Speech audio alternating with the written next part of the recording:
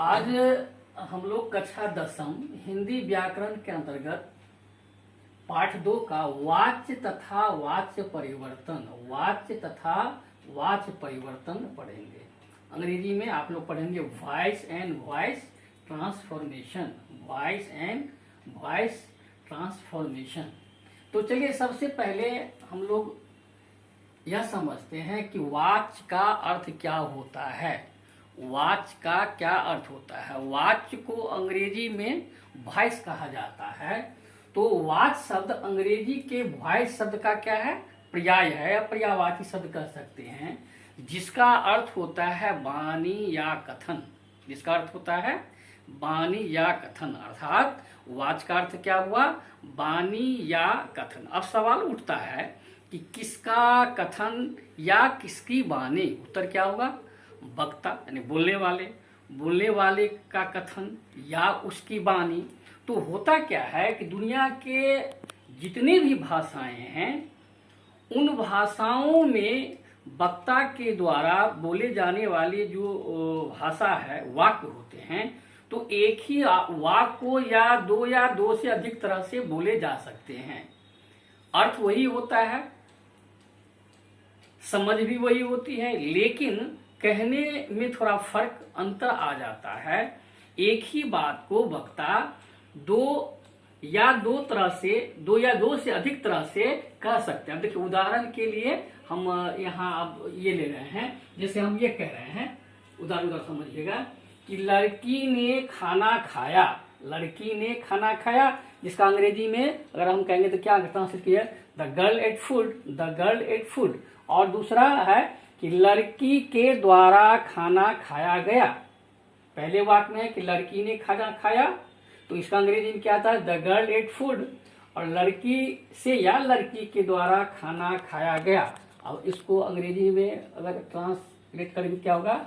Food was eaten by the girl. Food was eaten by. अब ये दोनों उदाहरण में ये दो वाक्य है, दोनों में एक ही बात है, केवल कहने का ढंग है और लिखने का भी अलग तरीका हो जाता है, लेकिन बात वही है। तो यही केवल कहने का या लिखने का जो ढंग होता है वो वाच्य के अंतर्गत हम लोग पढ़ते हैं।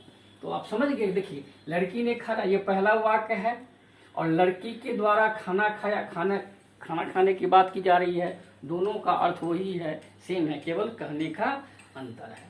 अब चलिए हम लोग वाक्य के भेद के बारे में पढ़ते हैं। तो वाक्य के मुख्यतः दो भेद होते हैं, कर्तृवाच्य और अकर्तृवाच्य। कर्तृवाच्य और अकर्तृवाच्य। अकर्तृवाच्य के फिर दो भेद किए जाते हैं, कर्मवाच्य और भाववाच्य। तो इस तरह से वाच्य के तीन भेद हो गए। कौन कौन? कर्तृवाच्य, कर्मवाच्य और भाववाच्य। कर्तृवाच्य, कर्मवाच्य और भाववाच्य। इसको हम वाच्य व्यवस्था को अब निम्नलिखित आरेख से समझा जा सकता है। जैसे जैसे वाच्य हुआ तो वाच्य के मुख्यतः दो भेद हुए, कर्तृवाच्य और अकर्तृवाच्य। कर्तृवाच्य और अकर्तृवाच्य। और कर्तृवाच्य के दो भेद हो गए, कर्मवाच्य और भाववाच्य। तो इस तरह से कितने हो गए? तीन हो गए। क्या क्या हुए? वाच्य के तीन भेद, कर्तृवाच्य, कर्मवाच्य और भाववाच्य। अब बारी बारी से प्रत्येक का परिभाषा उदाहरण के द्वारा हम लोग समझेंगे। चलिए देखिए, कर्तृवाच्य किसे कहते हैं? वह वाक्य जिसमें कर्ता की प्रधानता हो उसे कर्तृवाच्य कहते हैं। वह वाक्य जिसमें कर्ता की प्रधानता हो उसे कर्तृवाच्य कहते हैं। अब आप कहेंगे कर्ता क्या? कर्ता का अर्थ आप समझते हैं ना, क्रिया का संपादन करने वाले को कर्ता कहा जाता है। तो वह वाक्य जिसमें कर्ता की प्रधानता हो उसे कर्तृवाच्य कहते हैं। जैसे अब उदाहरण देखिए, मीरा नृत्य करती है। कौन नृत्य करती है? मीरा, ये कर्ता हुआ, तो ये इसकी प्रधानता है।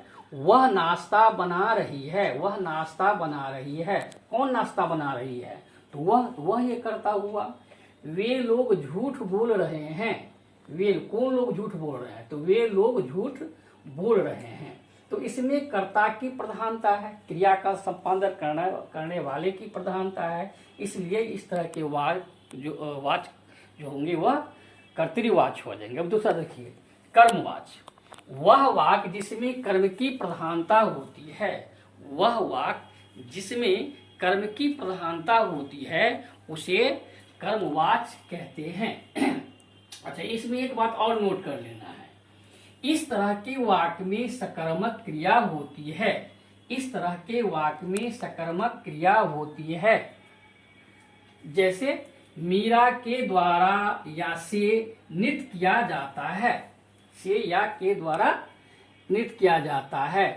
अब ऊपर वाला जो हमने उदाहरण दिया था, देखिए मीरा नृत्य करती है, वह नाश्ता बना रही है, वे लोग झूठ बोल रहे हैं, ये कर्तृवाच है। इस कर्तृवाच के वाच को हम अब कर्मवाच में बदल दें। पहला क्या था, मीरा नृत्य करती है, अब इसमें चूंकि कर्ता की प्रधानता है, दूसरा कर्मवाच में कर्म की प्रधानता होती है, इसी चीज को, इसी वाच को हम लोग क्या करेंगे, बदलेंगे। देखिए पहला क्या है कि मीरा नृत्य करती है, हमने क्या बनाया कि मीरा के द्वारा या से नृत्य किया जाता है, मीरा के द्वारा या से नृत्य किया जाता है। ये नृत्य करना, ये जो कर्म है इसमें इसकी प्रधानता, इसलिए यहाँ पर कर्मवाच है। और देखिए दूसरा क्या था, वह नाश्ता बना रही है, तो वह की प्रधानता थी, बना रही है, नाश्ता बना रही है, कर्म देखिए उसके द्वारा नाश्ता बनाया जा रहा है, क्या बनाया जा रहा था, बनाया जा रहा है, तो नाश्ता बनाया जा रहा था, इसमें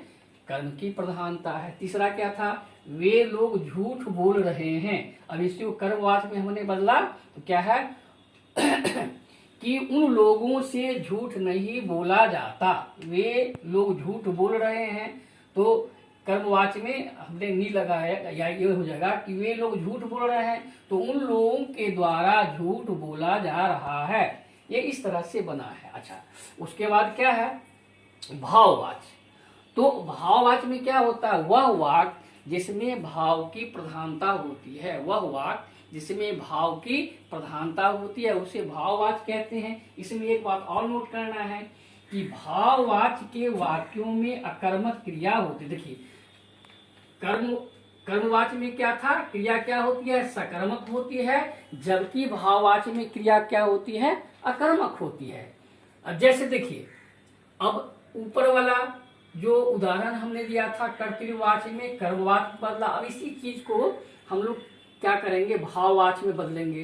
तो भाववाच में क्या होता है, से या के द्वारा लगाकर क्रिया का रूप बदला जाता है, जो भूतकालिक होता है। देखिए जैसे पहला क्या था कि मीरा नृत्य करती है, कर्मवाच में हमने बनाया था कि मीरा के द्वारा नृत्य किया जाता है, लेकिन भाववाच में यही इसी चीज को हमने बनाया क्या है, मीरा से नृत्य नहीं किया जाता। क्यों, क्योंकि इसमें निषेधात्मक क्रियाएं होती है, तो नी लगा किया जाता है, नहीं जा सकेगा या पिया जाएगा, नहीं जाएगा, हो सकेगा, इस तरह के वाक बनते हैं। तो उसी को हमने बनाया कि मीरा से नृत्य नहीं किया जाता। एक तो निषेधात्मक हो गया, नकारात्मक हो गया, लग गया, तो भाववाच में प्रायः निषेधात्मक वाक होते।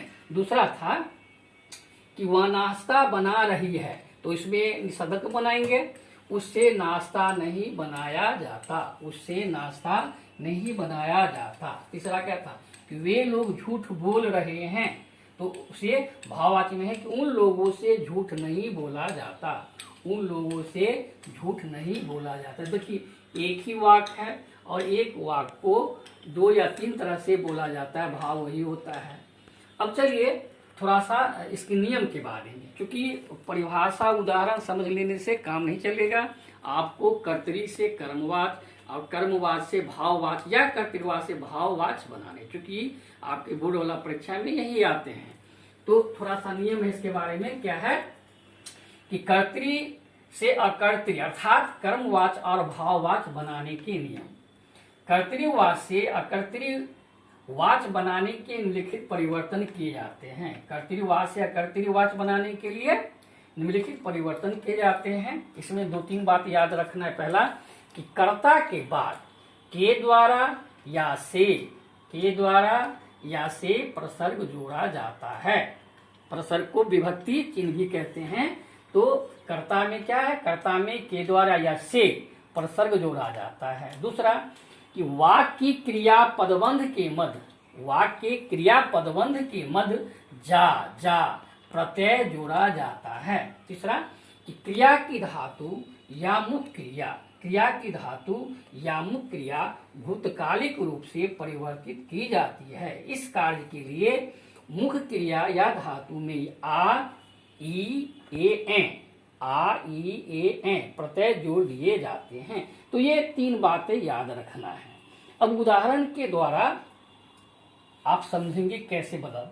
अच्छा, एक बात और नोट कर लेना आप लोग को कि कथनात्मक या विधान, ये जो के द्वारा या से, ऊपर हमने था ना कि कर्तृवाच्य बनाने के लिए यानी भाववाच्य या कर्मवाच्य बनाने को उसमें कर्ता के साथ के द्वारा या से, तो के द्वारा कहाँ लगेगा और से कहाँ लगेगा, उसके बारे में दिमाग में रखना है कि जब कथनात्मक या विधानवाचक वाक्य हो तो कथनात्मक और विधानवाचक में कर्ता में के द्वारा जोड़ेंगे, लेकिन जब निषेधात्मक, जैसे ये कर्तृकर्म जब भाववाच्य में बनाया था तो उसमें हमने क्या किया है, उसमें कर्मवाच्य में के द्वारा था, लेकिन जब भाववाच्य है उसमें से जोड़ा। तो यही याद रखना है, कर्मवाच्य जो होंगे उसमें के द्वारा से भी लग, लेकिन जब भाववाच्य बनाएंगे तो कर्ता के साथ से, ये इतनी बात याद रखना है। अब चलिए कुछ उदाहरण के द्वारा आप वाच्य परिवर्तन समझिए। जैसे कर्तृवाच्य से कर्मवाच्य में, अब कर्तृवाच्य में एक उदाहरण लेते हैं, वे लोग मुझे बेईमान समझते हैं, वे लोग मुझे बेईमान समझते हैं। इसको कर्मवाच्य में बदलेंगे तो क्या, किस तरह से बदलेंगे, ये वे लोग तो उन लोग है ना, तो वे लोग मुझे बेईमान समझते हैं, तो उन लोगों के द्वारा मुझे बेईमान समझा जाता है, उन लोगों के द्वारा मुझे बेईमान। देखिए यहाँ क्या होगा, कर्ता उन लोग हुआ, उसमें के द्वारा जोड़ दिए, तो उन लोगों के द्वारा मुझे बेईमान समझा जाता है। कितना आसान है। सब लोग व्यायाम करते हैं, सब लोग व्यायाम करते हैं। अब इसको कर्मवाच्य बदलने के, सब लोगों के द्वारा, केवल सब लोगों के द्वारा व्यायाम किया जाता है। एक उदाहरण देखिए, तुम आम तोड़ोगे, अभी आम का महीना है ना, आम खाने में जाता होगा आप लोग को, तुम आम तोड़ोगे तो इसका क्या बनेगा, तुम्हारे द्वारा आम तोड़े जाएंगे, तुम्हारे द्वारा आम तोड़े जाएंगे। ये तो कर्तृवाच्य से कर्मवाच्य हुआ। अब कर्तृवाच्य से भाववाच्य, अब देखिए कर्तृवाच्य क्या है, अब यहाँ से चलिए, अब यहाँ से चलिए, इसे भाववाच्य में बनाएंगे तो क्या हो जाएगा, अब यहाँ से चला, देखिए ए लगा ना, वहां था आ ई ए, अब यहाँ से चला जाए, वह रो नहीं सकता, वह रो नहीं सकता, इसे भाववाच्य में बनाएंगे तो क्या होगा, उससे रोया, देखिए आ लग गया, रोना में या लगा है नहीं, तो उससे रोया नहीं जा भी का भी था कि जा लगेगा, उससे रोया नहीं जा सकता। क्रिया जो क्रियापद बंधे उसमें बताया था कि जा लगेगा, तो क्रियापद में जा लगा है नहीं, तो उससे रोया नहीं जा सकता। आओ थोड़ा चले, आओ थोड़ा, ये कर्तृवाच्य है, इसको भाववाच्य में आओ थोड़ा चला जाए, चला जाए, खाया जाए, पिया जाए, गाया जाए, इस तरह के वो भाववाच्य में आएगा। अब ये कर्मवाच्य से कर्तृवाच्य में, कर्मवाच्य से कर्तृ, यहाँ तो था कर्तृवाच्य से कर्मवाच्य, अब कर्मवाच्य से कर्तृवाच्य, ठीक इसका उल्टा। देखिए कर्मवाच्य वही चीज है, कुछ है नहीं। हरीश द्वारा पत्र पढ़ा गया, हरीश द्वारा पत्र पढ़ा गया, अब कर्तृवाच्य में हरीश ने पत्र पढ़ा, बस सीधी सी बात है, हरीश द्वारा पत्र पढ़ा गया, तो क्या बनेगा कर्तृवाच्य में, हरीश ने पत्र पढ़ा। दूसरा, प्रेमचंद द्वारा गोदान लिखा गया है, प्रेमचंद द्वारा गोदान लिखा गया है, जब इसे कर्तृवाच्य में, तो प्रेमचंद ने गोदान लिखा, प्रेमचंद ने गोदान लिखा। तीसरा उदाहरण है, मेरे दोस्तों द्वारा दावत दी गई, देखिए द्वारा लगा, हट जाएगा, मेरे दोस्तों द्वारा दावत दी गई, तो कर्तृवाच्य में क्या है, मेरे दोस्तों ने लग जाएगा, कर्ता के जब कर्तृवाच्य बनाएंगे तो कर्ता के साथ ने लगता ही है, तो आप ने लगा देंगे, तो क्या था, के द्वारा हटा देंगे ने, मेरे दोस्तों द्वारा दावत दी गई, मेरे दोस्तों ने दावत। ये बहुत आसान है। वाच्य आपके हिंदी व्याकरण जो सिलेबस है उसमें वाच्य 4 नंबर का रहता है, तो जो भी आपके व्याकरण की किताब है उसमें जो अभ्यास दिया गया है वो यदि बना लेंगे तो ऐसे स्वतः ही आप अभ्यस्त हो जाएंगे और 4 का 4 नंबर सही होगा। चलिए अगले क्लास में आगे, धन्यवाद। कितना